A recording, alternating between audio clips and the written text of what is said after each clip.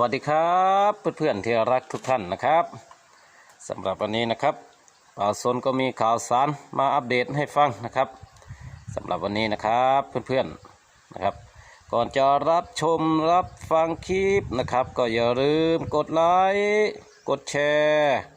กดติดตามกดกระดิ่งด้วยนะครับสำหรับวันนี้นะครับป่าวสนก็มีข่าวสารมานำเสนอนะครับพี่น้องนะครับสำหรับข่าวสารในวันนี้นะครับเกี่ยวกับข้าวนะครับเกี่ยวกับโครงการนะครับโครงการที่รัฐบาลได้อนุมัติโครงการออกมาเพื่อช่วยเหลือพี่น้องเกษตรกรชาวนานะครับตามที่ธกส.นะครับมีหนังสือบันทึกลงวันที่21พฤศจิกายน2562นะครับถึงผู้อำนวยการสำนักงานเศรษฐกิจการคลังเพื่อเสนอโครงการช่วยเหลือนะครับค่าเก็บเกี่ยวและปรับปรุงคุณภาพข้าวปีการผลิต 2562/63 นะครับโดยมีอัตราให้ความช่วยเหลือที่ไร่ละ500 บาทต่อไร่นะครับครัวเรือนละไม่เกิน 10,000 บาทนะครับเป็นวงเงินทั้งสิ้น 27,458.89 ล้านบาทนะครับโดยจะจ่ายให้เกษตรกร 26,793 ล้านบาทนะครับเพื่อบรรเทาความเดือดร้อนให้เกษตรกรสามารถดำรงชีพอยู่ได้ลดค่าใช้จ่ายในครัวเรือนนะครับและเป็นการปรับปรุงคุณภาพข้าวให้กับเกษตรกรมีรายได้เพิ่มมากขึ้น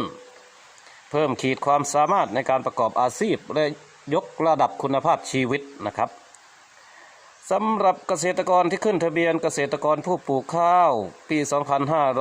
2562/63 กับกรมส่งเสริมการเกษตรนะครับจะได้รับเงินช่วยเหลือนะครับค่าปรับปรุงคุณภาพข้าวเฉพาะเกษตรกรรายย่อยนะครับมีเกษตรกรจำนวนประมาณ 4.57 ล้านครัวเรือนนะครับ4 ล้านกว่าครัวเรือนนะครับที่จะได้รับในโครงการนี้นะครับโดยกรมส่งเสริมการเกษตรจะนำข้อมูลรายชื่อเกษตรกรที่ผ่านการขึ้นทะเบียนเกษตรกรผู้ปลูกข้าวปี 2562 กับกรมส่งเสริมการเกษตรส่งให้ธกส.ที่สำนักงานใหญ่นะครับโดยธกส.จะเป็นผู้พิจารณาว่าเกษตรกรที่เข้าร่วมโครงการมีการเก็บเกี่ยวจริงไหมนะครับและจะไม่ซ้ำซ้อนกับโครงการอื่นๆเช่นโครงการประกันรายได้เกษตรกรผู้ปลูกข้าว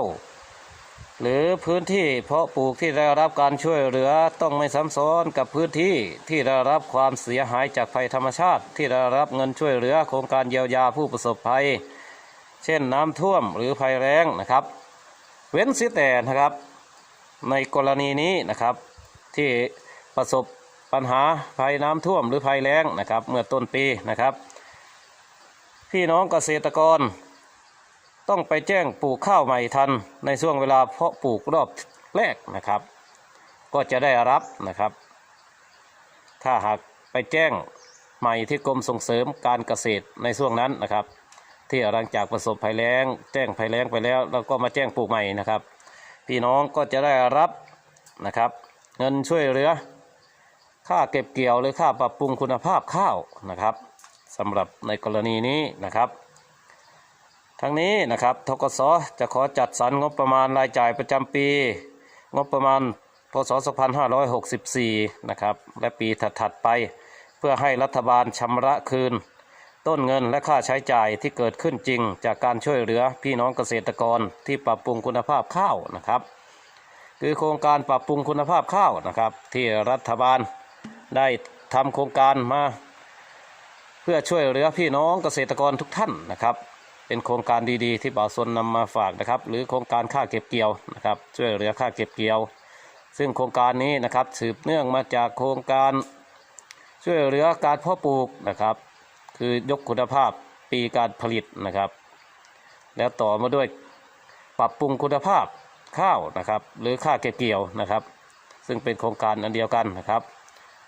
จึงมาแจ้งให้ทราบนะครับในคลิปก่อนไม่ได้แจ้งให้พี่น้องทราบว่าพี่น้องเกษตรกรท่านใดจะมีสิทธิ์ได้รับเงินช่วยเหลือในตรงนี้นะครับก็คือพี่น้องที่ลงทะเบียนกับกรมส่งเสริมการเกษตรนะครับ และแจ้งวันที่จะเก็บเกี่ยวนะครับและได้เก็บเกี่ยวจริงๆนะครับก็จะได้รับนะครับเงินช่วยเหลือในตรงนี้นะครับเพื่อนๆแต่ถ้าพี่น้องที่ได้รับเงินช่วยเหลือชดเชยส่วนต่างจากโครงการประกันรายได้ข้าวนะครับก็จะไม่ได้รับในส่วนนี้นะครับในโครงการประกันรายได้ข้าวนะครับนอกจากนะครับพื้นที่ของพี่น้องนะครับจะมีเยอะเกินเกณฑ์ที่กำหนดนะครับในโครงการประกันรายได้ข้าวนะครับในส่วนที่เกินไปนั้นก็จะได้รับค่าเก็บเกี่ยวนะครับหรือพี่น้องที่ประสบภัยแล้งภัยน้ำท่วมนะครับเมื่อแจ้งแล้งและท่วมไปแล้วนะครับก็จะไม่ได้รับนะครับเพื่อน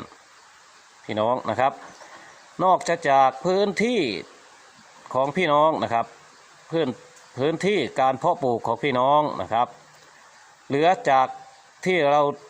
แจ้งแล้งและท่วมไปแล้วนะครับเหลือกี่ไร่ก็จะได้รับในตรงนั้นนะครับเพื่อนๆนะครับ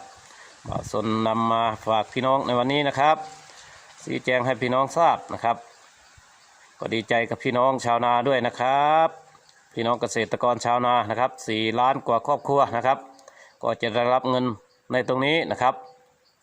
เป็นข่าวสารดีๆที่บ่าวสนนำมาฝากนำมาเสนอนะครับในวันนี้นะครับสำหรับคลิปนี้นะครับคลิปดีมีสาระนะครับก็อย่าลืมกดไลค์กดแชร์กดติดตามกดกระดิ่งด้วยนะครับเพื่อเป็นกำลังใจให้บ่าวสนได้ทำคลิปดีๆนะครับมีสาระมาฝากมีสาระบ้างไม่มีสาระบ้างนะครับก็ขอขอบคุณทุกท่านที่รับชมนะครับ